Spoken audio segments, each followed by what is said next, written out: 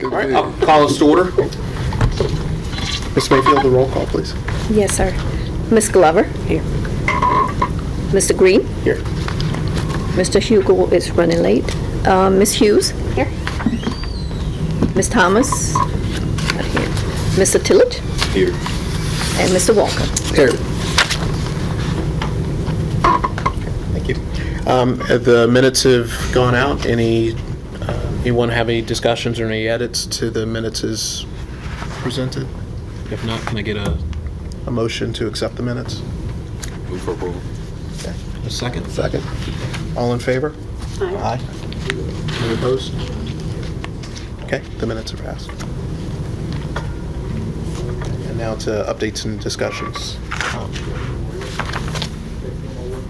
Mr. Hayes, are you handling this? Yes, sir. Okay. Thank you, Mr. Chair, members of the commission, and we do have a presentation for you on this afternoon that encompasses the update and discussion items that you have on your agenda. They're all encompassed in one full presentation. And so we'll start with that presentation. Next slide. Our agenda this afternoon will cover 4 topics. One being the regional connectivity ring that we have for the regional fiber ring in the city. And I'll give you an update as to some of the materials, some of the information that we provided during the last Chief Information Officer group meeting that we have once a month. The next item will be to cover our local fiber ring that we have. I do realize we have some new members with the organization now, this commission. And so we'll make sure that we point out what some of this means. So the NGN, or the Next Generation Network, whenever you see that, we're referring to the Portsmouth actual ring here in the city of Portsmouth. What we do is, and what the strategy that was laid out in this partnership with the cities on the south side, is that we would take the local ring and eventually connect it also to the regional ring. So there's a regional ring that encompasses a partnership amongst the cities on the south side. So when you hear me refer to the RCR, the regional connection ring, that's the regional one. If you hear me say NGN, that's the Next Generation Network. I'm referring to our local ring here in the city of Portsmouth. And then, of course, we'll provide a BEAD update in the presentation, which is the Broadband Equity, Access, and Deployment Grant, which was a federal grant that was provided to the state. And in turn, any localities that are interested in getting access to those funds, they have to apply for those funds through the state. And then the final item will be on economic development or broadband-related objectives in our strategy through the use of our Economic Development Office. And Mr. Brian Donahue is here with us today, and he'll touch on some of those items. Next slide. And so, first up, again, the regional connectivity ring, our regional CIO, Chief Information Officers meeting that we had on June the 2nd.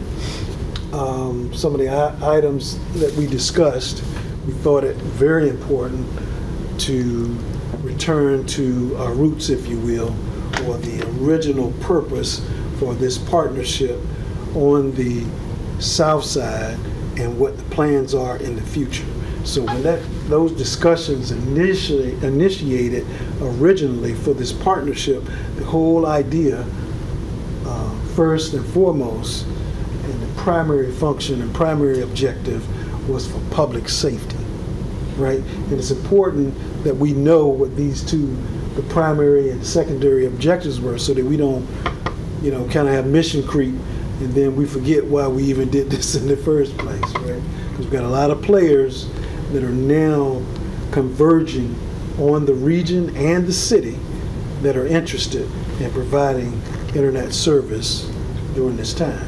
So to get back to that focus, again, our primary objective of that partnership when the Southside cities came together was public safety. The CIOs, Chief Information Officers from each city, came together, made those recommendations to our mayors and our city managers, and off we went.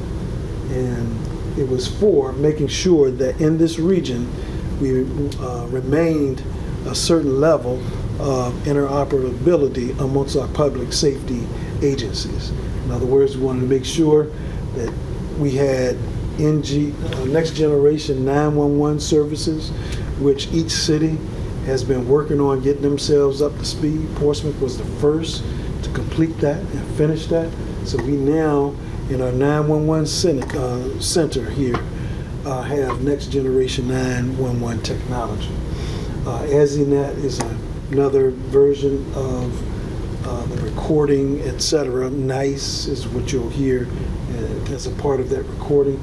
But there are Motorola products that help out with that next generation 911. CAD to CAD is so that our computer-aided dispatch operations and along with our dispatchers can literally hop right over and in the same session talk to other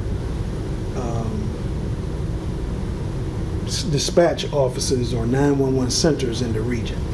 In other words, sometimes depending on where you are, and that was the whole idea about next generation 911, is that we move our technology to a place where we are not focused on landlines, right?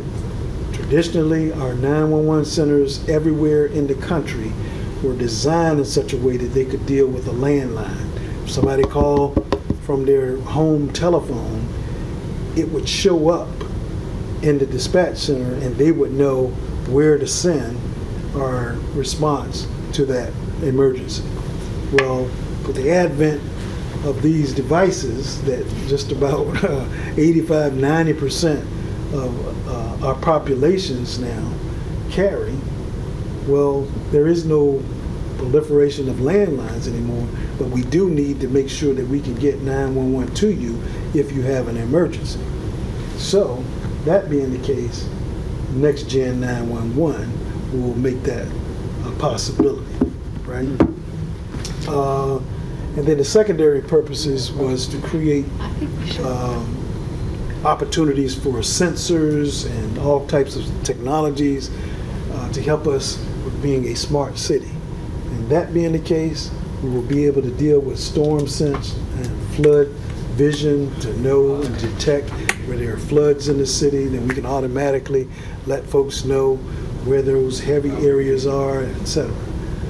Weather, air quality sensors, all of these things will be built into our environment as we are able to determine what responses what involvement the city should have in those cases. And then, of course, businesses and universities will begin to build those relationships and have those connectivity points as well.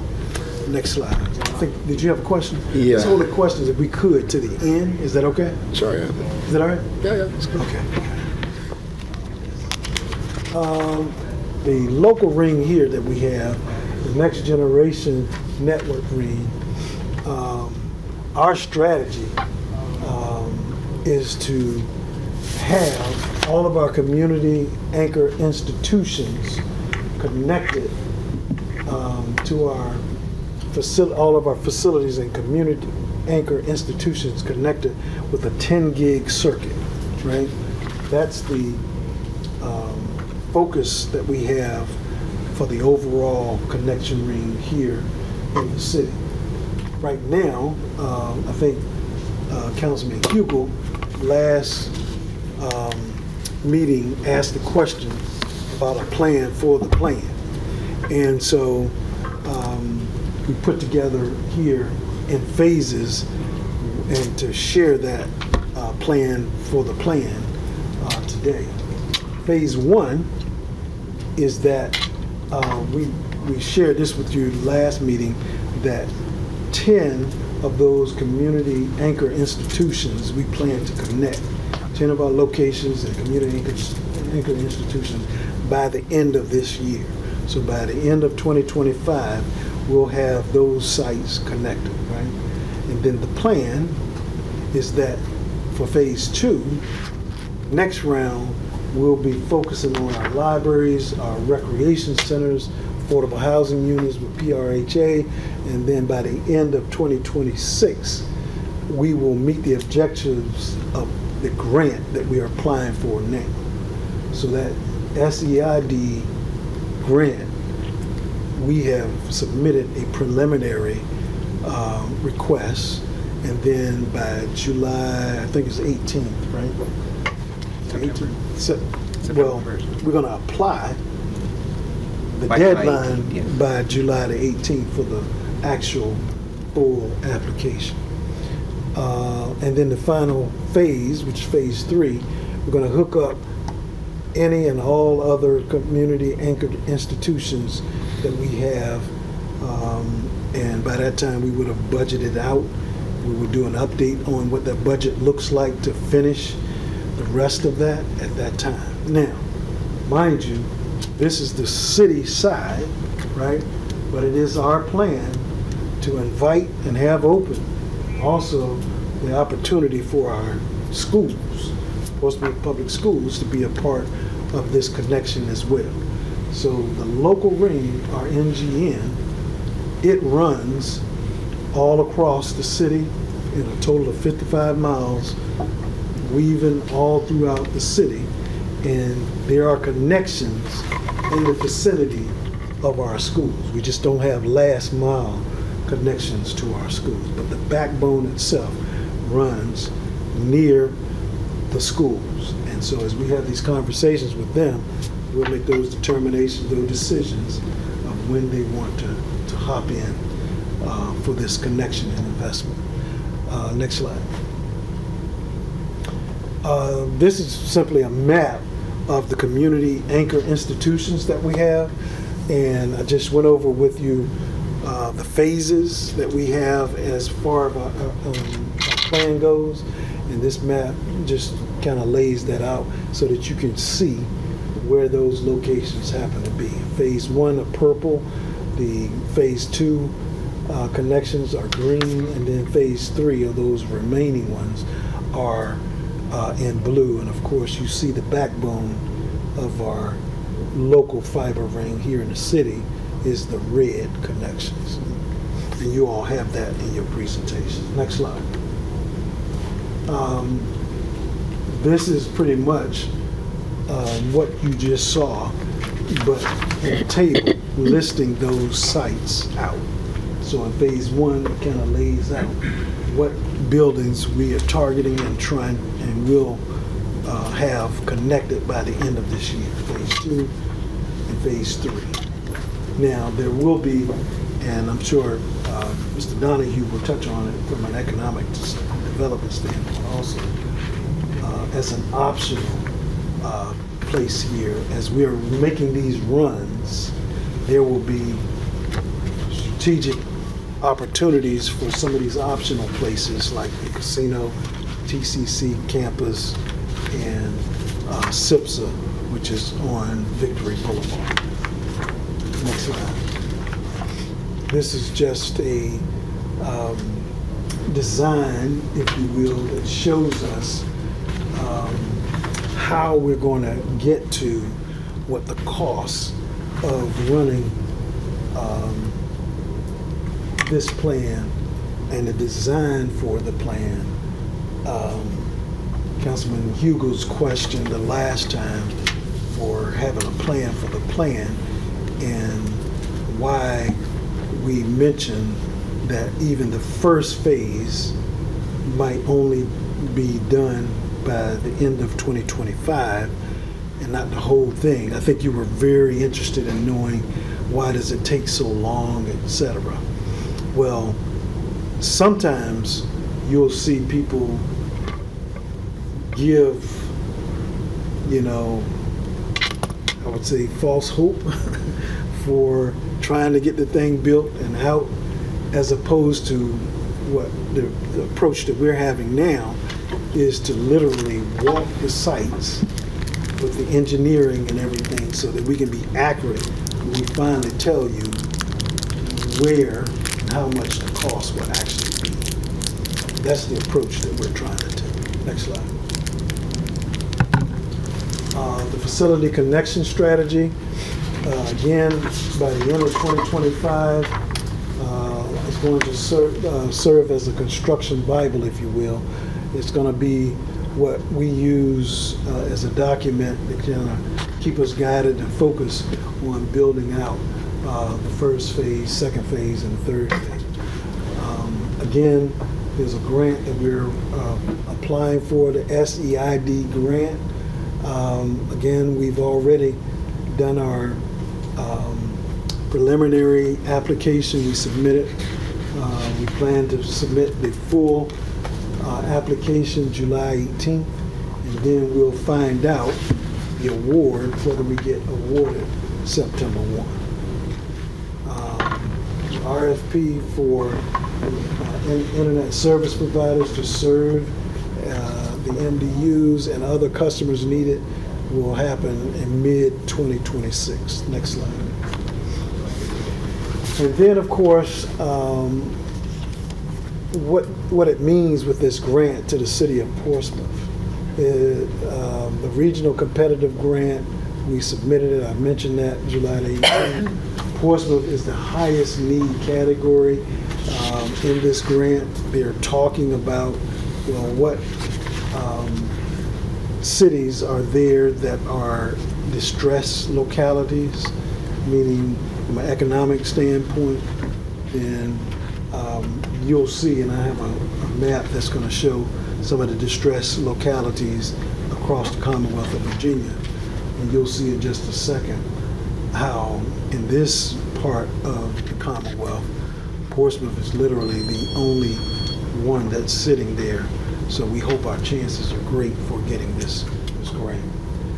Two award scenarios. One scenario would be that we receive $350,000 for our design work only.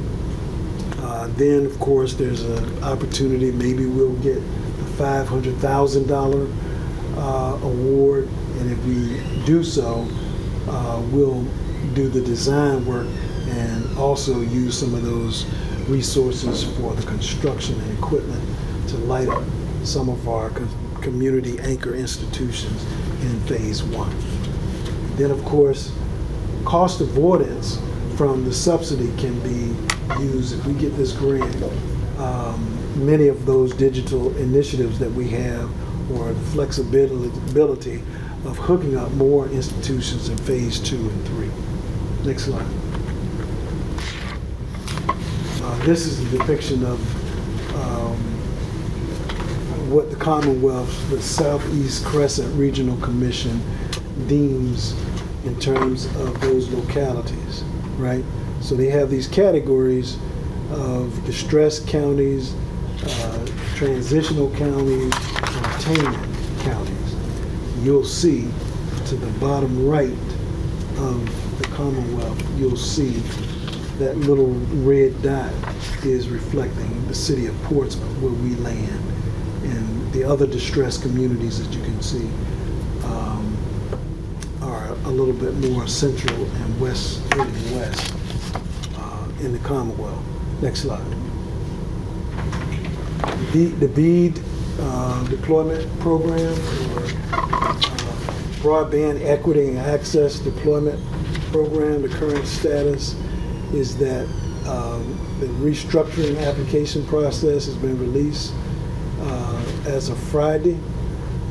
It introduces the benefit of the bargain round, eliminating many compliance aspects that are related to workforce, climate, and low-cost policies, and redefines the priority technologies that will be used. The priority technologies that they've talked about is that you can serve as long as they can bring 100 over 20 megabit with less than 100 milliseconds in latency. It also includes now cable, satellite, and fixed wireless, as well as fiber technology needs to be scalable to meet future customer demands and allows for the deployment of 5G and 6G mobile devices. Some believe that just simply means that wherever there's fiber, that's going to be the priority. States will have a new list of eligible locations that consider fixed wireless locations as served and redefines the community anchor institutions to a narrow definition. All funding to be released by the end of this year, and digital equity funding for implementation projects is off the table federally under these current conditions and climate that we face. Next slide. And at this time, I'm going to ask Mr. Brian Donahue to go over a few things with you with regards to economic development as far as our local and regional goals. Brian? Great. Delegate Hayes, thank you, and good afternoon, Chairman and members of the Commission. It's a pleasure to come before you today to talk about an opportunity that I think is pretty remarkable for the city of Portsmouth. You know, we have a pretty phenomenal piece of infrastructure that is in the ground here in our city that our city council and our leadership had the foresight to move forward with installing. We're well ahead of, I think, our regional partners in having this asset, and we really do think it's an asset that has a certain value to it that as a department we are now interested in trying to figure out how do we use this on an enterprise level to recruit and attract new businesses to the city of Portsmouth. In addition to that, how can we support our existing businesses with this access to high-speed internet connection? So we are working closely with the IT department as well as our consultants and working to try to come up with a game plan on how we approach this to tackle it. I'll be very honest with you. I'm not an IT expert. Economic developers, our knowledge base is an inch deep and a mile wide in many things. So we're really relying on the experts here in the room to help us figure this out. But we do think it's a tremendous opportunity for the city. If you think about some of the industries that we're working to target, some of that are present here today are maritime community, including distribution, logistics companies that are here in the city of Portsmouth, including the Port of Virginia, our defense-related corporations, manufacturing.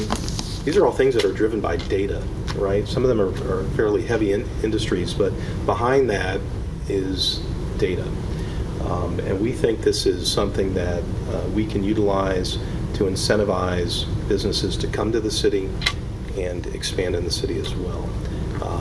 So that value, we think, has the ability to serve as an incentive. So what we're working to do as a team is really come up with a good marketing plan and package that we can present to these prospects as we are dealing with them. And we think we're in an excellent position. I'm assuming everybody is somewhat familiar with the RVA 757 Connects effort to really link the Richmond and Hampton Roads regions together with our respective infrastructures along the 64 corridor.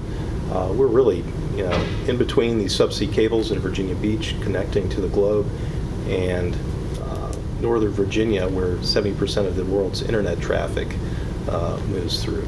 So we think we can capture that.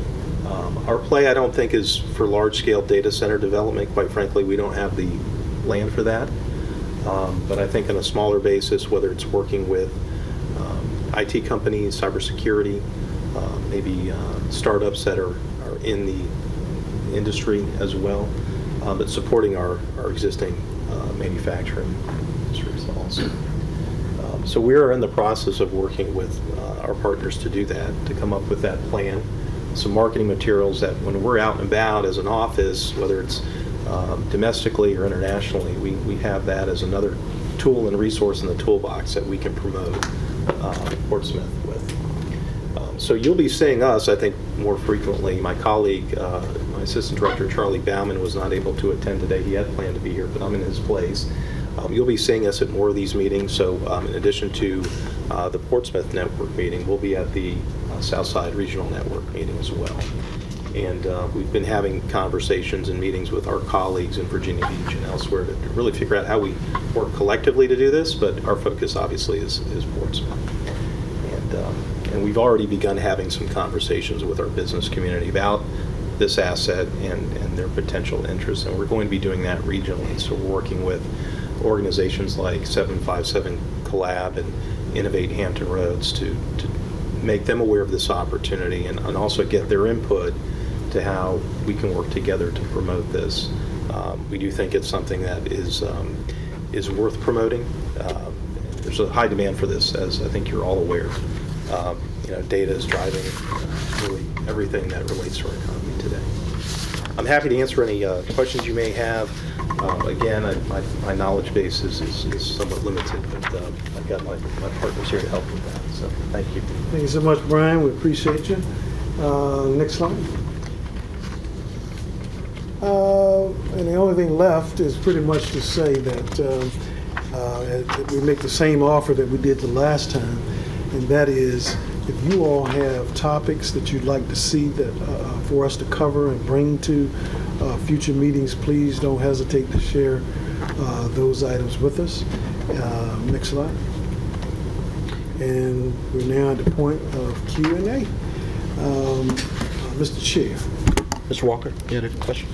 I did. Great presentation. Thank you for that. I just had a question about the public safety, the Engine 911. I know you're doing away with the landlines. Is there like a GPS part of that solution that says, hey, this individual's in this location, send the help?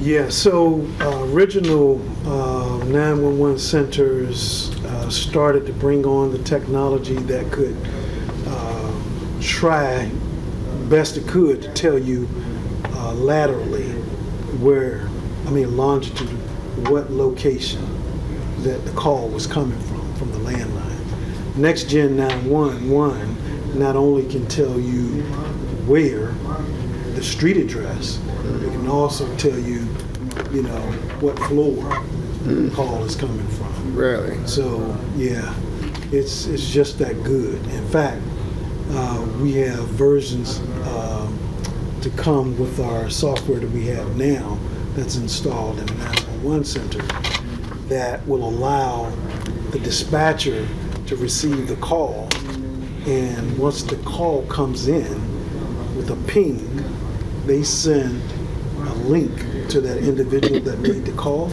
If the individual on the other end clicks on that or touches that link, it literally will open up video live stream to have that conversation with the CAD operator. And if that's not cool enough, Yeah, that's too cool, when actually. the dispatcher decides who to send the call to, the officer on the way to the call is piped into that stream as well. So when the officer is heading to the site, they literally have a visual of everything before they get there. So again, It sounds like there's a training plan around that whole solution. absolutely, absolutely. And our dispatchers and 911 operators, those folks there, our police department, our fire department, EMS, they're just, excited about the technology that we have now in our 911 center.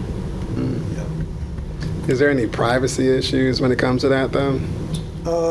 In terms of, Location and video? Well, I guess if they initiate the call, they're asking for, they need help. yeah. We're trying to get to them. Yeah. So, just curious. Thank you.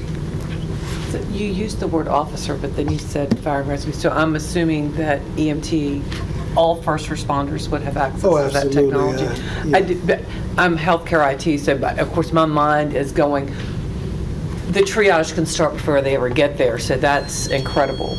Absolutely. That's incredible. Absolutely. Now, we were the first in the region to actually get it fully stood up. but all of the other localities are rushing to hurry up and get theirs stood up as well. I think Norfolk has done so. I think Virginia Beach is in the middle of it. Suffolk is close to finishing, Chesapeake as well. And so all of our cities will have this same technology. And what's most important, though, is that we can't lose sight of the backbone, right? If you don't have the infrastructure to be able to handle these technologies, then you won't be able to overlay the software and equipment and the ideas that come along with it. You hear just about in everything that we're doing today, the talk of artificial intelligence, and it's a great benefit and can help in many ways. But if you don't have the infrastructure, then some of this stuff is not going to be able to be as functional as the idea presents, right? You gotta have the infrastructure in order to make all of that work. Yep. Kind of a follow-up question to discussion about the public safety. Sorry, did you have your hand up? I'm so sorry. No, go ahead. Okay. So I know that there was some discussion about, you know, the interoperability across the region and how there was going to basically be a, you know, public safety focus as the primary objective with that interoperability with the region, but that there was also kind of a specialty firm that was involved in creating that strategy. So is that going to impact at all the timeline for bringing the Portsmouth public safety institutions online? Waiting for that firm to develop that strategy for the region? No, it does get a little confusing with the fact that we have the regional ring that's trying to get built and Right. built out. Well, what has actually happened, we were so excited in Portsmouth about the possibilities, is that we're ahead of the regional ring in our efforts. So we're not waiting until the regional ring is actually finished. Right. We're going right ahead with everything as planned. In fact, there are some interests and ideas that did not exist when this plan came together, when the agreement came together with the Southside cities. There are new players in the atmosphere now that did not exist during that time. And fortunately, the brains behind what that plan will look like, we have that person internal to us. Okay. Broadband Telecom Services, Jeff Biko and his team. So he knows what that plan was for the region. And so he's working closely with us, with the city, and getting our part built out. And we're not waiting for that regional plan to happen fully. We're going ahead, we're lighting up. In fact, we already have some of our locations here in the city that are using our fiber even today. Gotcha. So that's not going to require any rework as that interoperability strategy comes Oh, online? no. Okay. It actually saves a lot of money, because when you actually start getting all the, sorry. Yeah, it's a significant cost savings when you start looking at connecting all the cities together. Sure. And plus, it's a huge disaster recovery platform. So most of the fiber and the regional ring, it's all buried underground. So if you have a big storm or something comes, a big hurricane comes out, takes down your power lines and everything else, your fiber still works. So it's built to withstand major storms, and also provide a cost avoidance model. Right. It was just, since there was a discussion about this firm being brought in to kind of develop the interoperability plan for the region, I didn't know if that could potentially hurt us because we are ahead and, you know, edge of the sword there. It's the bleeding edge for a reason when you're first. A lot of times that means you might have to rework things because maybe you moved, you know, quickly and didn't think about some things that, as you said, might come online later. So it sounds like if you're the person that's involved in both, hopefully there's not going to be a cost associated with No. there's- that? and a actually, potential rework or? the one city that's actually holding it back right now is Virginia Beach, because they've got a problem with Motorola. So Motorola is the one that's holding them back. Yeah. All the other cities are ready to go. So Gotcha. Okay. And this isn't directly related to the public safety, but one of the earlier slides you did mention like storm quality, air quality, or not storm quality, storm sense, air quality, weather sensors, things like that. Are those already deployed and we're just talking about the connectivity to them, or was that talking about actually standing up those kind of sensors and doing the connectivity? So this goes back to a regional effort again. HRPDC has always been, they've had a sea-level storm sense IoT department for the longest while, and they promote that. They also have grants that they give to the cities, and each city has a department that works on sea-level storm sense IoT, technologies. Virginia Beach is up there with that. They work with HRPDC. I'm not sure where we're at with Portsmouth as far as sensors go, but the plan is to stand up sensors in different locations, identify where there is major flooding, right, and work on the inside platform. So if there is a storm and there's flooding, that automatically that platform that Cliff is working on will alert the public and say, okay, avoid this the street, or this is a dangerous area, and and get emergency resources out there as well. Gotcha. So is that part of the phase 1 of our plan, or that's not in our plan yet? Well, it kind of takes us to what the phases of the Right. long-term goals of the city are. So you have the Department of Information Technology that has its own goals that we're trying to move towards. Those sensors and stuff, all of that is in our 3-year plan. So it is our goals to have all of that up and running within 3 years. The operative word is within. So Sure. it could very well happen Right. much sooner, but we got to get the infrastructure in place. So once we have this fiber in place and running, then we can start to, and it doesn't happen in a longitudinal way. These things have to happen first. We're going to finish the whole layout of the fiber plan. Sure. And then we start doing, no. So those will be it's gonna included in the some plan. things happening simultaneously and at the same time. Right. So like I guess my question was, because I hadn't seen that in the plan for the plan. Is that included in the plan for the plan? Like, will we have an idea of like when there might be certain sensors? And I know it's probably It's a different geographically lane. relevant. Like, we might deploy certain sensors in these areas come online. But is that going to be in our plan, or would that be a separate plan? So I'll be happy to share with you the IT departments and the city's goals and how we're moving to it, and then we can overlay that over this plan, and you'll see how they work in concert. Cool. One of the things you don't see here now that we probably need to loop back and just kind of share with everyone here, because different members have come on in different times, right, is that also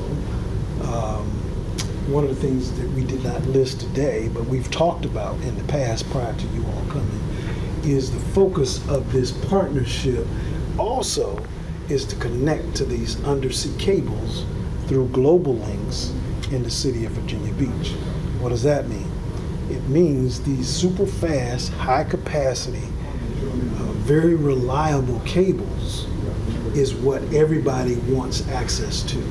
So that agreement, though the purpose and the function is public safety, and then for the weather sensors and so forth, well, none of that will happen if you don't have the infrastructure to deal with it. And the infrastructure to deal with it is the fiber that we have, and then getting connected to those high-speed cables and capacity that's going to be needed to undergird, the goals that everybody has for the region. And that's why, as you heard from Mr. Donahue, from an economic development standpoint, he has this interest, and there's this interest coming from businesses about trying to get connected and what they can do and how we can leverage our local ring tied to those cables. Thank you very much. Absolutely. So you mentioned one of the grants that we were considering. What's the impact if we don't get the grant, and do we have a contingency in place? Yeah, so we do have goals, right? This grant, we weren't aware of that it even existed. So our idea is to make sure that with the goals that we have, that our budget aligns with that. So it's our plan that we also will be submitting in our budget request for the next cycle a continuation of some of these things, so they'll be included.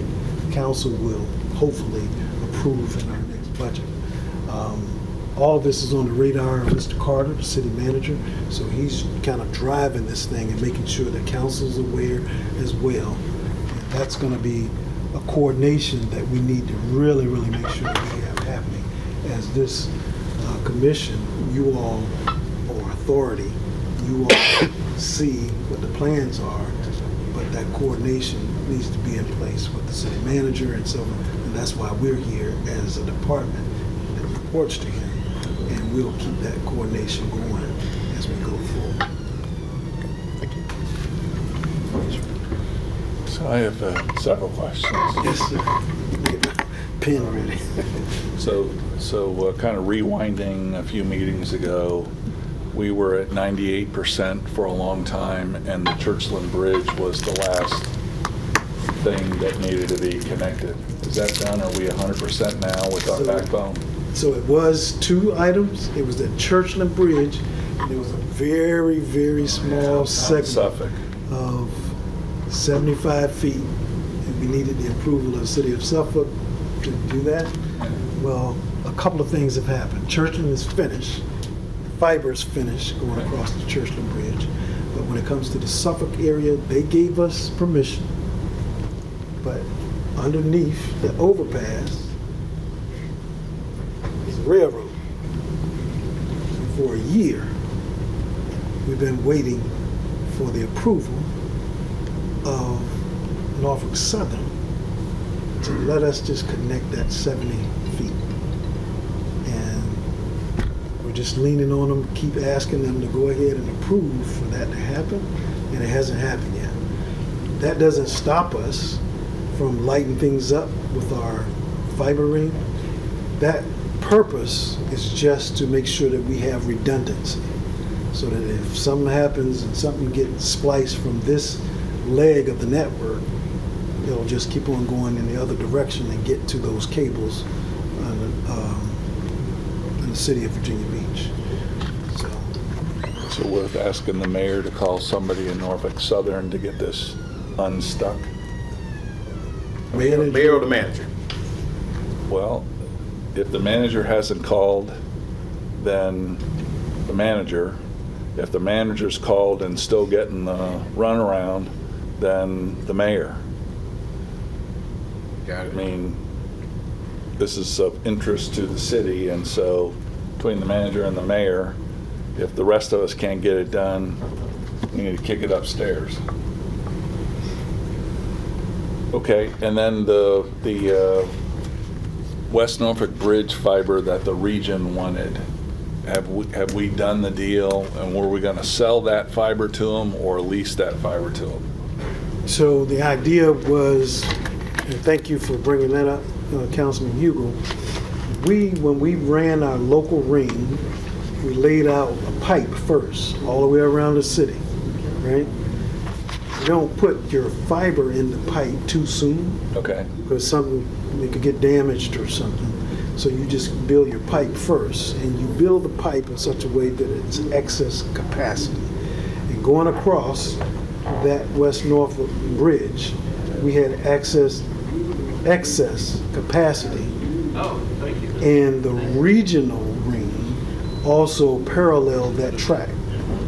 With that being the case, the regional ring needed to come through that same area and be able to get to the Midtown Tunnel, right, to connect in the city of Norfolk. Well, in order to do so, just like we waited with those other government entities, right?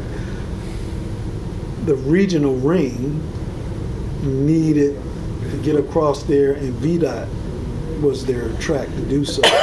They would have had to pay VDOT, and who knows how long it would have taken for that approval to come. So we waved our hand at them and said, hey, wait a minute now. We have excess capacity.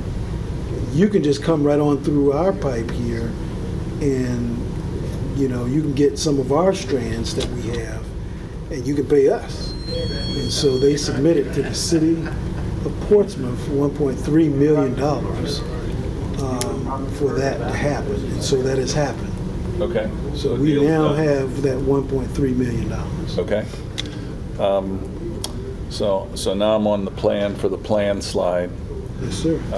Phase 1, we're aiming to get done by the end of this calendar year, which suggests that the funding to do that is in our budget already. Yes? Yes, sir. Okay. Do we know what cost avoidance we're going to achieve as a result of phase 1? And the reason I'm asking is because you said later on we want to use that cost avoidance to reinvest to build Do phase some 2, other phase things. 3. Well, I'm interested in knowing what the cost avoidance is, because when you submit your budget next year, I want to not only see what you need, I want to see what you're giving back in the way of cost avoidance that's helping to pay. So do we have an estimate for what that cost avoidance is going to be for phase 1? Mr. Chairman, Councilman Hugo, I can get that number for you. The way that we've looked at the cost avoidance so far has been the long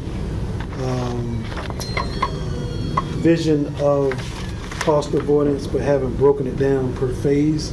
But I'll make sure that we break it down per phase and have that information. That's a good question.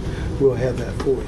Yeah, because we're going to presumably, once we get those first 10 anchors connected, we're going to be avoiding Yeah, so some cost. long term, you're talking, I don't know, $40,000 a month is today. Yeah. And that's for a 1 gig and up to 1 gig circuit, right?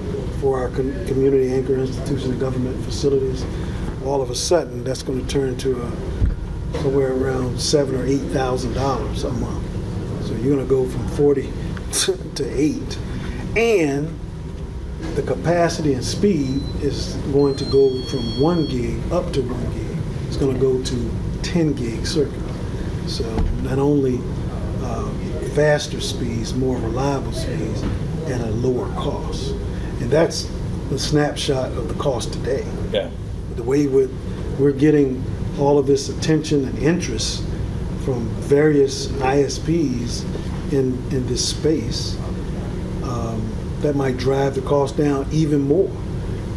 In fact, it may even drive down interest for the residents too, not just for the city of Portsmouth and the cost avoidance that we're having, which is what we're beginning to see is a whole lot of interest coming from other ISPs in the space saying, hey, we want to be in the city of Portsmouth. We've done our homework, our research, and we see some potential customers, and they're starting to submit applications to planning and zoning to see whether or not they can get approved and enter this space, right? Yep. So I would encourage you, as you're building out the plan, that we not only include the cost estimate to execute the plan, but then the accruing cost avoidance or cost savings to show how we're reinvesting that to keep going. Yeah, we'll certainly appreciate that, because it's not guaranteed whenever we have cost avoidance that those savings end up getting reinvested in the same way. When that cost avoidance comes, it just goes back to the general fund. And it's up to the discretion of the council and the manager to decide what's going to happen with the savings that you receive. And it'll be our hope. Right, so and that's kind of my point. So because cost savings end up getting all murky in with the big checkbook. The only way we're really going to know As if I can tell you. is if you can tell us, hey, as a result of doing this, this is what we would have paid, and this is what we're now paying, and let's book and give the Broadband Authority credit for pushing money back into the general fund to be reinvested to do this or whatever. Yes, sir. So on the next slide, you've got the list. Next one after that, you've got the list. So is the Real-Time Crime Center covered in that list of, it is, okay? Yes, sir. All right, and then, let's see, a couple slides later, the South Crescent Regional Commission grant slide. Yes, sir. So you got a couple of questions there at the bottom, the relationship with the casino, and want to talk about parking. So can you elaborate on? So with regards to the casino and the relationship there, that's one of those items I talked about, how when this relationship started amongst the Southside cities, as an idea conceptually, some things didn't even exist. And when that started, those conversations, there was no casino. As you know, the casino just recently came online, Yeah. I guess a year or so ago. And so we need to be working to see if there's something can happen there where they become a customer, right? We can offer some of those strands. They'll be in the vicinity because we're going to go to another community anchor institution nearby, Right. TCC. We'll be right there, and we'll be able to say to the casino, hey, you can have access here and also get access through us to those undersea cables, those fast, high capacity, really, really reliable cables by working with us. In the way of the parking proposal, again, to Authority Member Hughes, who inquired earlier, we're going to bring to you and overlay to you the goals of our information technology department and the city manager's goals. And in that is a lot of talk about and proposals about how we handle the opportunity, depending on how the council's policy unfolds, for parking, right? Smart parking, where you can pull up on your app as you're heading downtown to an event or dining or whatever activity along our downtown area. You will see what the available parking spaces are. You can pick and choose which area you want to try to park in, and it'll say what the available spaces are. You'll be able to say, well, I want to lock in and pay for a parking space in the Middle Street garage. And when you get here, because you've already paid, you'll be able to pull in there. Even if it says lot full, it'll recognize that it was you that said you wanted to go there and you already paid, so you'll get that space. And then on our parking areas, there'll be signage that will let you know in real time what the availability happens to be. Yes, sir. Okay, so that's a good lead into my last two questions. So they're really aimed at Mr. Donahue's economic development slide. I can't tell from the picture that you've put in here whether our phase one is going to run down High Street, but I'm wondering, is it going to run down High Street both for the businesses along High Street, but then importantly into the link? Because what we'd like to do is market to folks that are interested in coming into the link to have high-speed access. That is a priority, that we make sure that we're working with economic development to run this in phase one to certain places. There are public safety piece.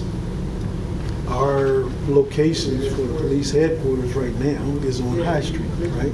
So we're there. We just need to go right on up the street to the last mile to get to certain locations. And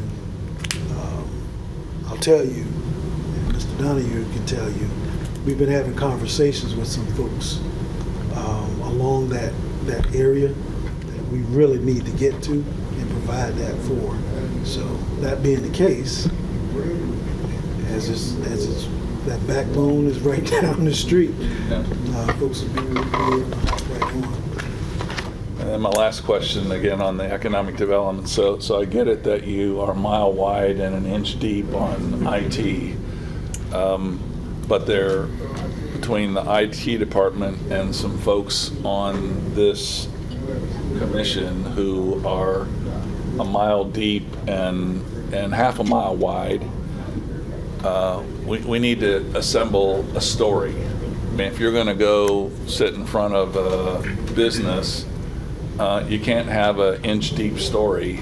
You got to have a mile deep story, and some of that can come from the IT department in terms of the kind of the techno geek info. But I think there are some folks sitting here who understand the business case, the business utilization. And so, I mean, I'm hoping that you guys reach out to, not me, but these other experts on the authority to get some insight into how we build that story and tell it. Yeah, absolutely. Thank you, Mr. Chair, Councilman Hugel. The marriage between the IT side and economic development is going to get even stronger. So whatever we're doing with regards to this, we're going to be in lockstep with our economic development department, including even the regional authority that we sit on. The manager is the city's representative on the Southside Network Authority. I'm the alternate. But we have decided and had conversations with the manager, and he has agreed economic development will begin attending those meetings too. So they'll get fully immersed in terms of everything that's being talked about and where this is. What this is. You heard even Brian, Mr. Donahue, was able to make note to you, or I think it was Mr. Donahue that had you, or was it? No, that was Mr. Biku, who reminded us that Virginia Beach has to finish up their part to try to get in. But again, we're going to be in lockstep with economic development folks.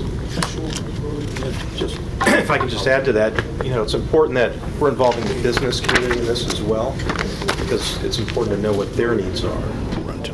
We could package this up and really go out and market it, but if it's not going to be of use to them, it's all for naught. So we're going to be engaged with the business community from the start, but that would also include representatives here at the table as well, and then of course our consultants. If I could, just a quick kind of follow on to that. So there's been a lot of talk about the cost avoidance, and I know that there was some revenue generated from selling some of the fiber to Norfolk, which is great, 1.3 million. And there's been some discussion about possibly maybe leasing some to the casino. Is there a possible long-term plan of basically making this another utility that the city of Portsmouth can provide to residents, or just businesses? But basically, we have other utilities that we provide as a city. Honestly, internet is a utility. Is there a thought that we will become an ISP? Has that been considered? Because the ISPs make a lot of money this way. We can't compete directly with them. Well, but I mean, is that a thought that for certain businesses or in situations that could be another revenue generation opportunity for And us? given our time, I'm going to ask for the really short Sorry. answer. No, you're fine. Virginia laws and Dillon rules state that you can't, counties or cities cannot be ISPs. And it's a whole other thing. Think about the trucks, the technicians, truck rolls, the cost of actually, being that kind of provider. It just doesn't work in Virginia. Gotcha. So then from, I guess, the residents' perspective, if we're looking to sell some of this to the ISPs, can we do anything to help control the cost for residents? Yeah. To make our area more interesting economically for businesses to come in? You have multiple providers coming in now or looking to come in, which is driving the cost of bandwidth significantly down. So the competition is coming in. Right, but if we're looking to lease things to the ISP, I guess my theory is if we can't be the ISP ourselves, can we get revenue that way and also help control costs to the residents of our area? From leasing your fiber, yeah, fiber is part of it, so, yeah. Sorry. So, Good question. before you guys joined the authority set lease rates Okay. for use of fiber. So as the fiber ring was built out in Portsmouth, there was a lot of excess capacity built in with the notion that as businesses come online and they want to have access, that they could have access through leasing fiber that's in our ring. And so that rate has already been established by the authority to be able to lease portions of the ring to the business community. Gotcha. So that 1.3 million is an ongoing thing from Norfolk? No, that was a one-time. That was not to the city of Norfolk. We messed that one up. But to the SNA, they paid to the city for that in-kind, they paid $1.3 million. And that went to the kitty, to the general fund. But the rates that we set were lease rates, not sell That's in rates. addition to. Yeah, so Okay. the gift that we'll keep on giving as our marketeers are successful at marketing. So that recurring revenue is built in. I have one really quick question. You mentioned Portsmouth Public Schools. What is the driver and the determining factor? Is it just location of when they can come on? We just need to be on the same page and synchronizing, which schools want to come on when. Why would all schools not want to come on? That's just a silly question. Hopefully, that's their plan, that they would like to, but we'll be in those conversations with them. Okay. Absolutely. Thank you, Mr. Haynes. Great information as usual. No reason for a closed session. Looks like our next meeting's scheduled for July 8th. Ms. Mayfield, any public speakers? No public speakers, sir. Any other business? Okay, can we stand adjourned?